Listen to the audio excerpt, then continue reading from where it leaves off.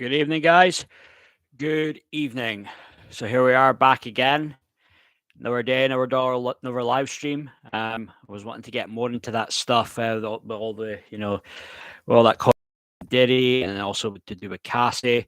There's just some news that I just came across not that long ago in regards to her.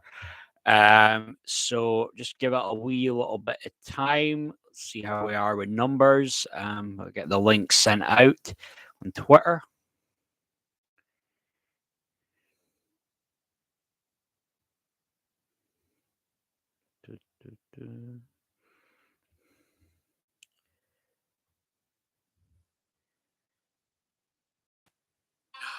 It's me time. Here, come on.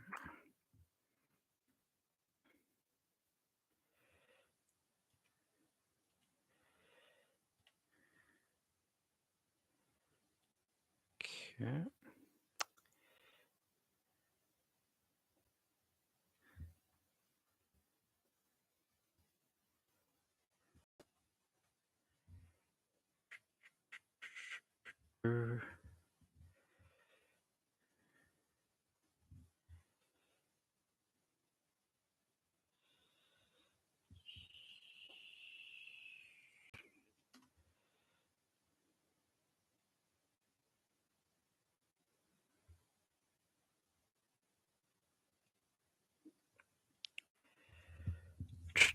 Okay, just got one link, just one moment, and then make a start.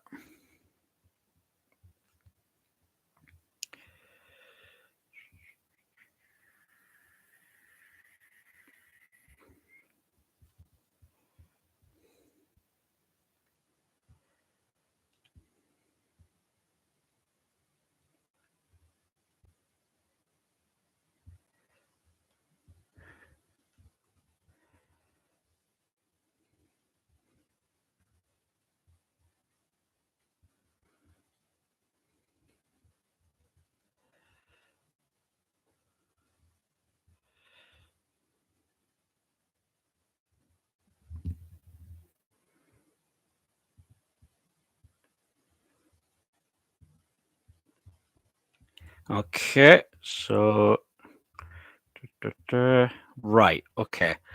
So I just thought I'd carry on with this stuff with the controversy surrounding one Sean Combs, but also known as P Diddy, Puff Daddy, Puffy, all these different names over the years. I mean, he was called Love as well in recent time.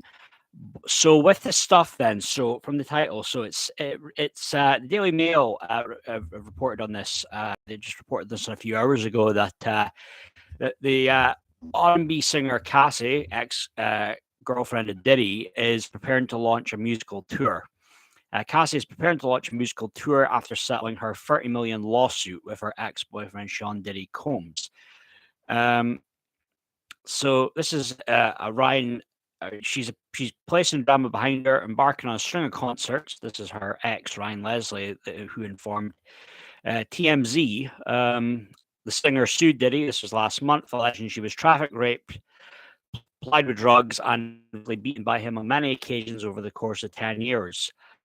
One day later, quickest settlement in history, I believe, of a lawsuit. Diddy and Cassie, aka Cassandra Ventura, announced they had reached an agreement. No specific details on the terms were revealed. It continues. So Diddy's legal troubles are far from over, as more women have now filed claims against him, including one who sued last week, alleging he had participated in her gang rape when she was just 17 years old. Leslie, who he's a singer-songwriter, music producer. He's got a professional history with Cassie alongside a romantic past they had, and he wrote several songs for her. He revealed that's the last conversation that he had with her and connected to the fact that evidently she's planning for a tour. Um, yo, Julie Cass, how are you, my friend? How are you doing this evening?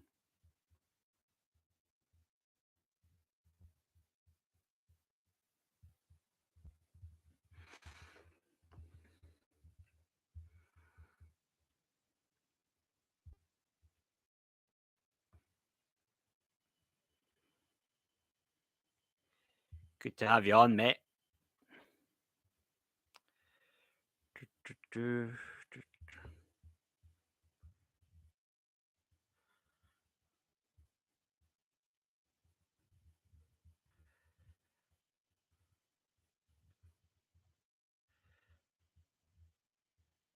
Just, yeah, I'm doing fine. Can't complain, man. Can't complain. What did you have for dinner, mate?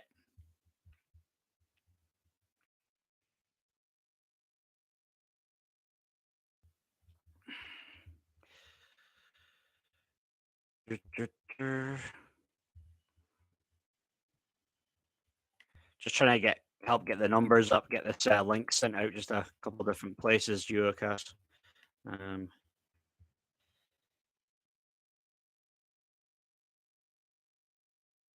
Beans on crumpets. Nice, very nice. Beef crumpets, that's different. Doesn't look good for Newcastle. Milan are winning 2-1. It's a shame for Newcastle. But yeah, so getting into this stuff with the stuff with Cassie. So this guy Ryan Leslie, he had dated Cassie before. He's saying that she was planning on she's launching have a musical comeback. They'll be on a tour. But this guy dated her in the mid 2000s, but they remained in contact with each other to this day. They mostly spoke to each other. This was back 6 years ago, 2017, around the time that they had, their mutual manager Ed Woods passed away. During the conversation with TMZ, Leslie was asked whether he ever felt Cassie was under threat from Diddy while they worked together. He said, "I think that was much further past after, our working relationship," said Leslie. Maybe he perhaps knows more than he's letting on. I don't know, but take him on his word. But with this stuff, though, with Diddy, the stuff reading here, his lawyer is trying to say, "Oh, just so we're clear, a decision to settle a lawsuit, especially in 2003, is in no way an admission of wrongdoing."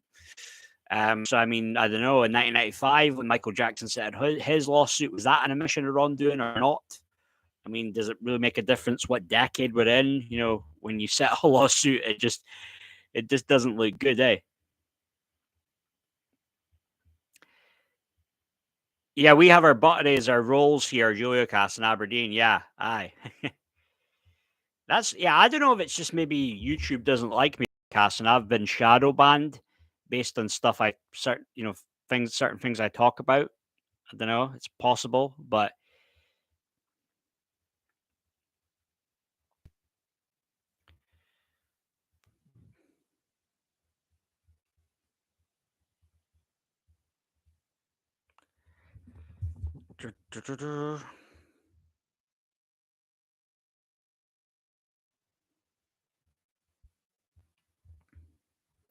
yeah, Butteries are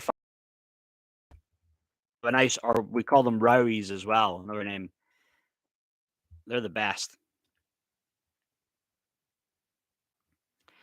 One day, mate, you'll have to come up here, Juliocast. One day, maybe we will meet. Otherwise, maybe come down around Edinburgh way, maybe or something. Or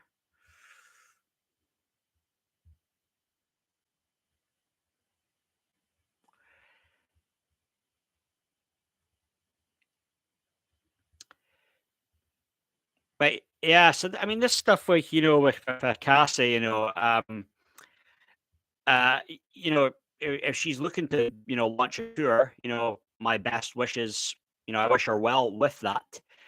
Um, you know, Again, I don't know what label or what she'd be doing with a company, but it'd be one thing, obviously, when she was signed with Bad Boy, she had the machine behind her, that Bad Boy machine. Um, but obviously, with stuff that happened with Diddy and Cassie, it was very much Diddy, was controlling her, everything, everything in her personal life, professional life. And, I'm sure it was all well and good early on that, Diddy, you know, was really much helping her become, with become more successful. you know, when it comes to Diddy and his position, there would have been, the budgeting for, the album, the video, this, that, the other. But that's one thing, before, Diddy was very much in a very long term relationship with her. You know, I'm sure early on, Diddy would have come off like a very maybe charming, nice guy, I'm guessing. And he didn't show his true colors, later on to her. Um, so I understand what the ex Ryan Leslie is saying, me basically asking him if he saw signs of that, you know, the controlling nature of Diddy when he was around, around that 2005, 2006 time. But he said he didn't see that. That was what he said, quote, much further past, which, yeah, I mean, people, this is how people get away with it, like these abuser types, is because they come off very nice and very charming very early on. You hear that term love bombing that psychologists use. That's true. They'll do a lot of that early on. And it can be hard for somebody to leave an abuser. It's not easy. People just would say, "Oh, just walk away." Why didn't Cassie walk away? But it is easier said than done. You know, it, it's so much a mental thing. Like psychologically, mentally, the abusers they will fuck you. They will fuck you over good, and you really have to summon up the mental, strength and courage, to get over it. But that's not easy, and she's went through hell, with all this, and I really do wish her well. She married a guy. He was a personal trainer before. He might have been around with all that with Diddy as well, and he was a personal trainer for Diddy. But there's a video clip out there of when he had completed this marathon. The guy, her husband, and then she's just there giving him, after the end, she they meet, they hug, just this very long hug. But you just see the look on her face. You can just see from look at the look on her face that she has been through a lot. She's been through hell. There's that lyric in a Rihanna song, I think something along the lines of, "I can tell that you've been hurt by someone else. I can tell by the way you carry yourself." That was that kind of thing when I saw the look on her face, Cassie. And I really do feel for her for the stuff that she went through. Um, she had turned to drugs. She had suffered memory loss. There was all sorts of the beatings.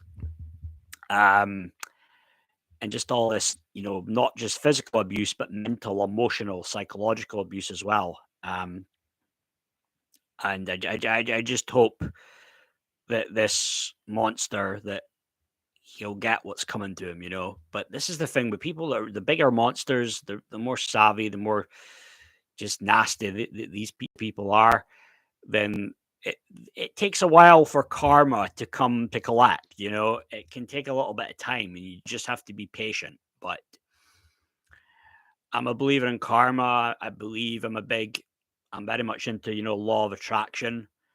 And it's just, you just got to treat people good, just kind. And then, if you're good, keep your head down. Don't mess with anybody.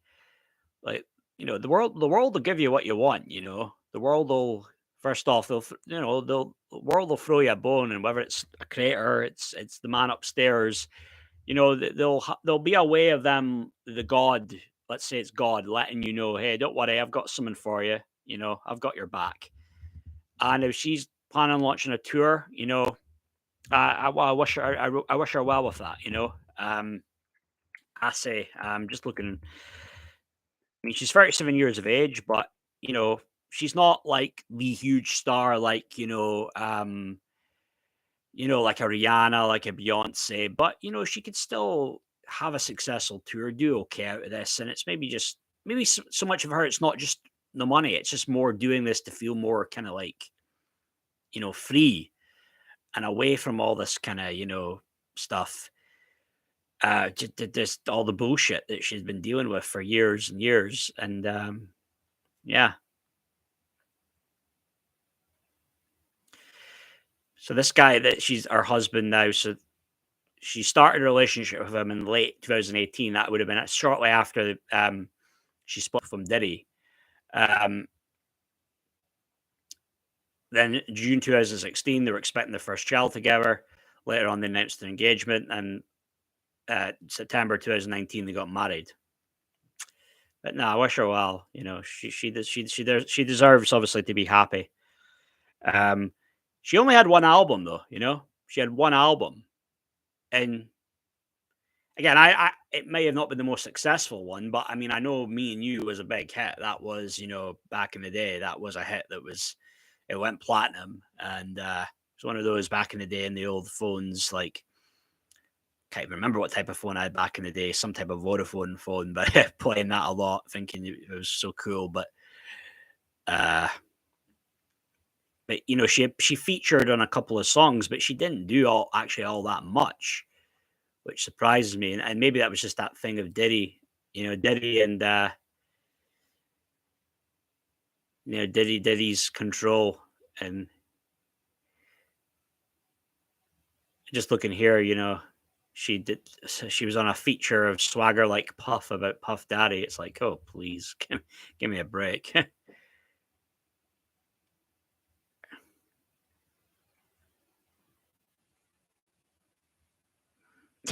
A lot of these rappers are in gangs. Not all of them, though. I mean, a lot of it could be fake, though. I mean, there was that whole thing about Takashi, and then the whole thing about Takashi, though, and he basically avoided a lifetime jail sentence by ratting out all these gangsters, and I don't know. There's just so much dumb shit in rap, you know. It's like I love rap, but it's just the atmosphere that sucks. It's just a real shitty atmosphere, you know. But I love the music genre in itself, though. You know, Delegation did some good jazz funk soul. All right, cool. Have you heard of the Visioneers Duocast? Does that ring a bell? Visioneers.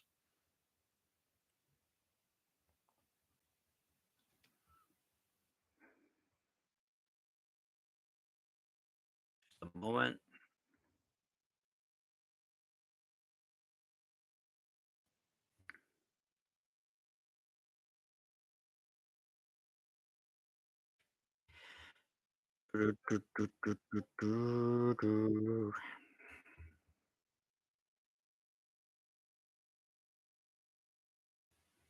Yeah, Visioneers. They did a jazz mix of "The World Is Yours."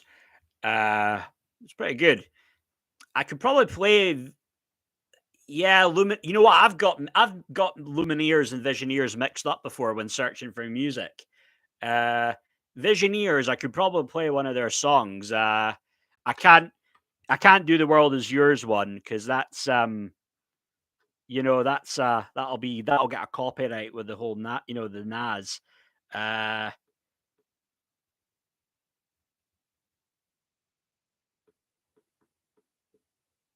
Wait a minute.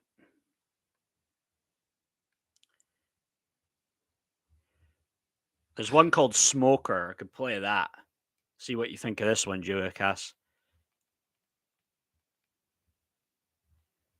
Heartache number 9. Is Delegation mainstream though, Julia Cass? Is that the kind of song that I get a copyright strike, a copyright on? Just because I'm trying to keep my videos monetized.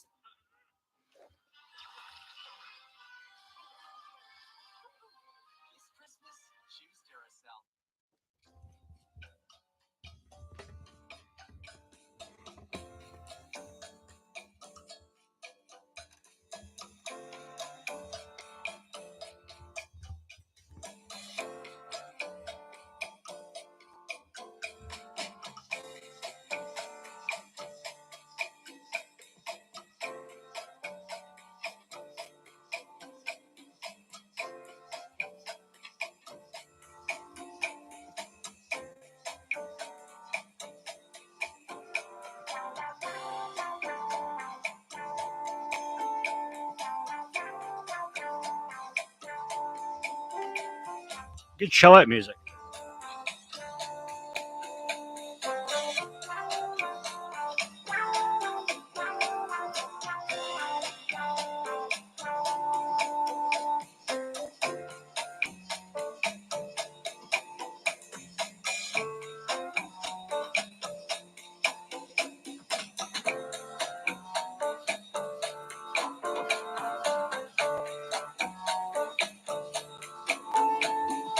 Similar to Delegation.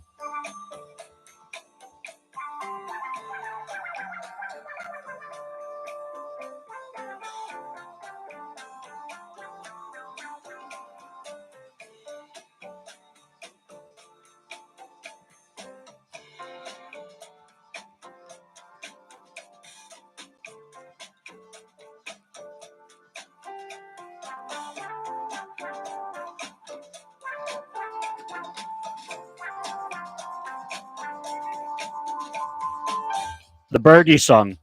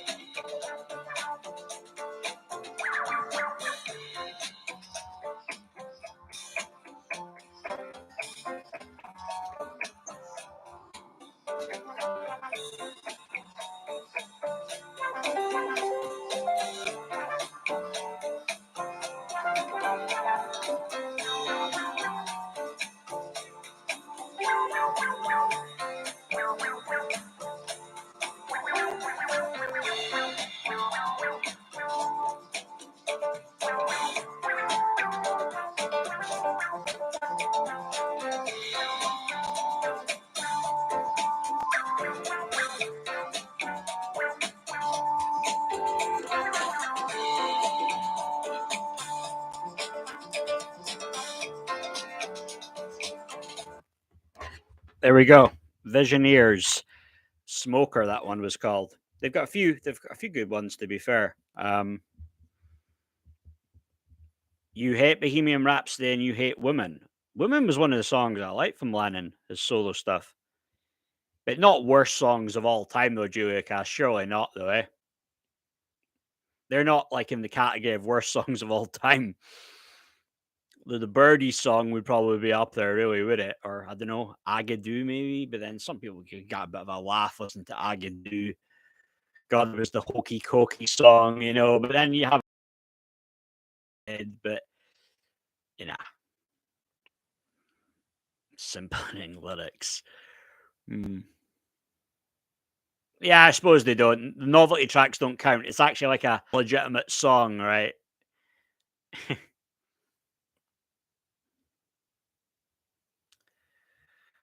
Very subjective, though, to ask what's the worst song of all time. I'm sure you get those lists online of like 25 worst songs, 50 worst songs. You know, Rolling Stone has that type of list.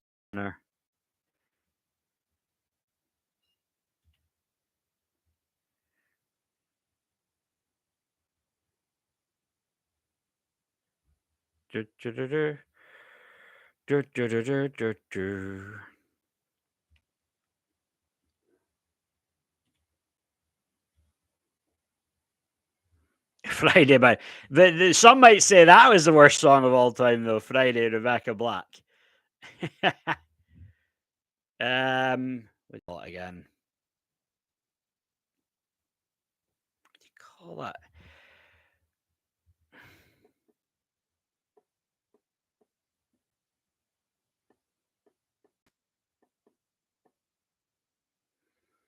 You know what? I'll play that song then. I'll play that Heartache number 9 one. See what that's like. See what that's like.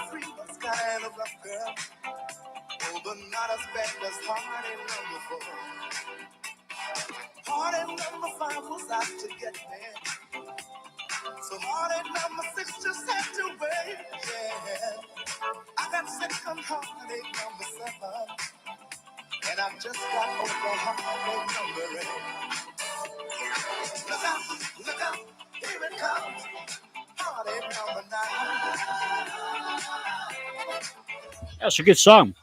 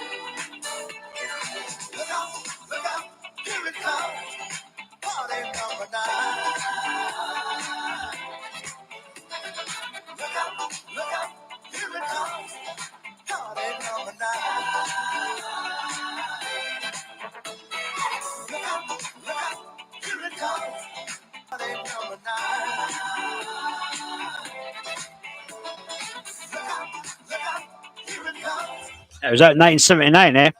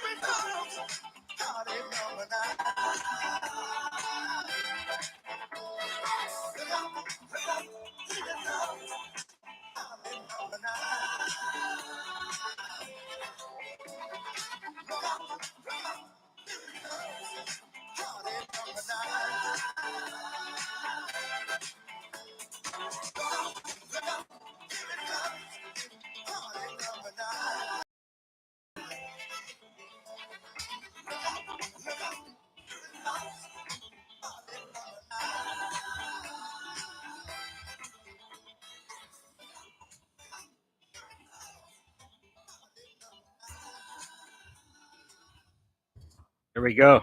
So Heartache number 9. It's a pretty good song. You got good taste in music, Joe Cass, mate. Give you that, man. Give you.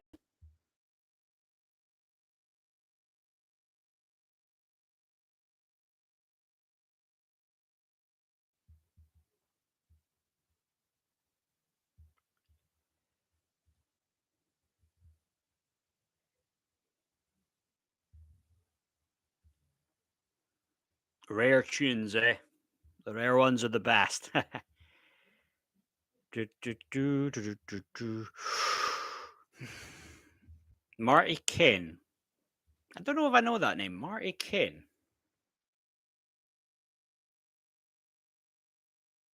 Caine from Sheffield, right? Or is it, there's a comedian She was a comedian, actress, dancer, presenter. Is that the one? Try to. Was she a comedian as well? Was she?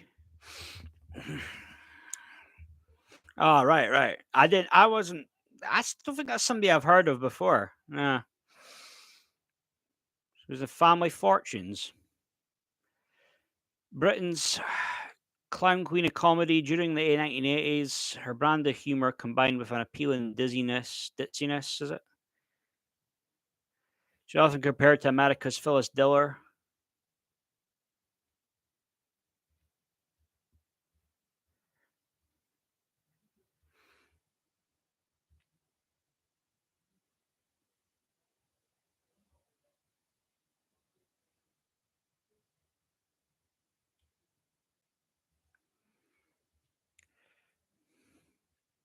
Hmm. I'll check some of her stuff out later, Julia Cass. It's been a funny one today. I'll have to maybe give Maureen a shout. I don't know, maybe she's not feeling too well. That's maybe how she's not been, haven't heard from her in a bit.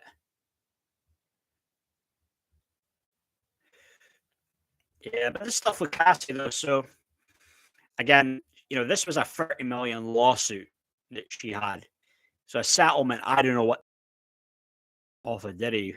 You're talking anything from what, 5 million, at the very most 10 million. House and bloke on. Maybe another day, Joe Castle get the house and party guy on where we could have a debate. Maybe then I'd have to bring on as well, eh? Yeah, I hope Maureen's doing okay. Maybe just have to check in on her. But again, it could be that thing though with her eyesight though. Maybe she's not able to look at screens, and so because Maureen, we'll have a right blaver, Julio Cass. Yeah, I know. Where is Maureen? It's a big $1 million question, eh? And hopefully Cara and I don't. She's not exactly in Ireland. I think that's where she was from and grew up. I mean, she was saying stuff about the migrants and the Bibby Stockholm. So that could be around her part. That must be in here specifically in Britain. But yeah. But again, this stuff with Cassie. I mean, this is just a story from somebody that's worked closely with her. What he told the TMZ. We don't know if this will come official yet. But I mean, Cassie, she had that platinum hit, Me and You, under the Bad Boy Machine. She might struggle a bit to have that, big success tour, without that, because obviously it's not going to be Diddy who will be bankrolling that. But still, I just wish her well with everything, though, and I hope she'll mentally. I don't know. Maybe she'll never get past it mentally, even if she gets fully served to Diddy, she'll still not maybe get fully past it. But I hope for her sake, though, that she really does, though, Cassie. Mate, Joe Cass, this is gonna be one of my shorter ones, mate. But you know what? Maybe when Penny Bunny's got one of our live call-in things, I'll make it a point to go on and I'll chat and I'll talk to her then, But I think I'm just gonna cut this live stream a bit short tonight. But I appreciate coming on, mate, and I appreciate you being on yesterday as well. I don't know, not guaranteed that I'll do one tomorrow, but if I don't do one, I'll probably do a live stream Friday.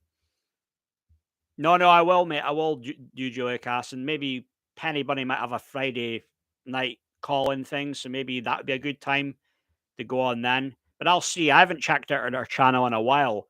She might have that thing where she's shadow banned, and so I can't see her. I never see her channel right away on my homepage. But yeah, you too, Julia Cass. Cheers for coming on. Thanks very much. I really appreciate it. But I'm just gonna call it a night for now. But enjoy the rest of your evening, mate. And thank you for the others who came on. So see yous. Bye.